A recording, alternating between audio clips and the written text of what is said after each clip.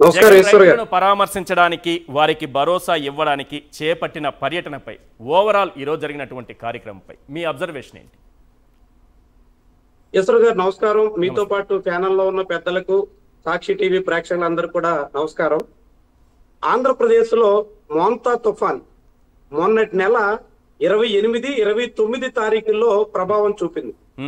అది గడిచి వారం రోజులు అవుతోంది. ఇప్పటి వరకు రాష్ట్ర ప్రభుత్వం నష్టపరిహారం ప్రకటించలేదు. ఆంధ్రప్రదేశ్ లో తీరం దాటిన తుఫాన్ తెలంగాణ రాష్ట్రంలో ఎక్కువ వర్షాలు ప్రభావితం చేస్తే తెలంగాణ రాష్ట్ర ప్రభుత్వం వర్షం వరదలు వచ్చిన మరుసటి రోజే నష్టపరిహారం ప్రకటించింది.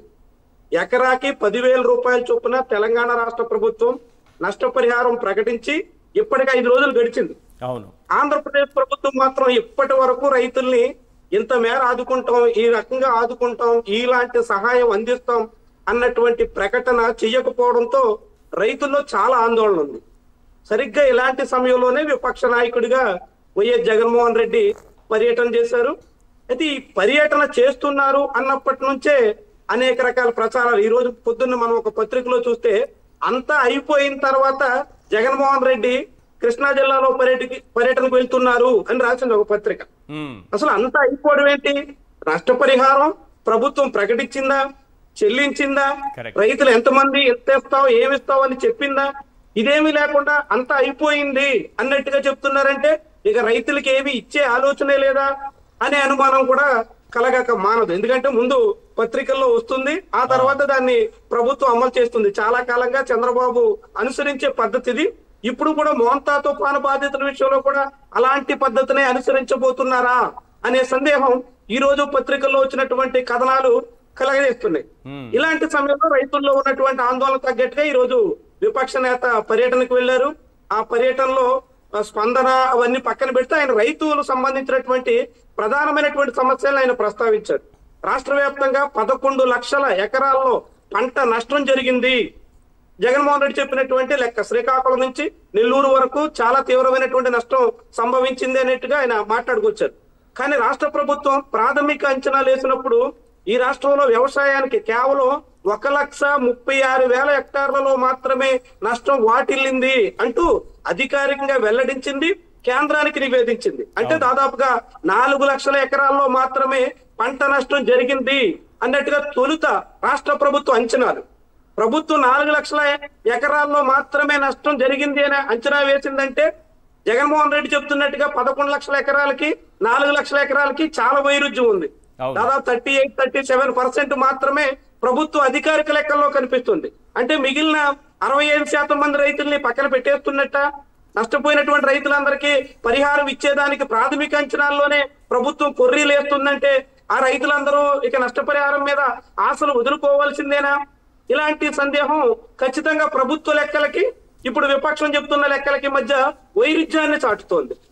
ఇక మరొక రియల్ టైం గవర్నెన్స్ తో నేను ఎప్పటికప్పుడు అన్ని కనిపెట్టేస్తానని చెబుతున్నటువంటి చంద్రబాబు నాయుడు గారు అంటే ఎక్కడ ఎంత వర్షం కురిసింది, ఎక్కడ ఎంత పంట నష్టం జరిగింది, ఎక్కడ ఏ రైతు దెబ్బతిన్నాడు అన్నీ కూడా రియల్ టైంలో అప్పటికప్పుడే తెలిసిపోతుందని చెప్తున్నారు. ఆ లెక్కన ఏమన్నా వీళ్ళు ముందుగానే పసిగట్టారా? తుఫాన్ రాకముందే 4 లక్షల ఎకరాల్లో ఏమన్నా పంట నష్టం జరుగుతుందని? తుఫాన్ కంటే ముందు మనం ఇక్కడ అమెరికా కన్నా మించిన టెక్నాలజీ వాడుతున్నామని ముఖ్యమంత్రి స్వయంగా చెప్తున్నారు.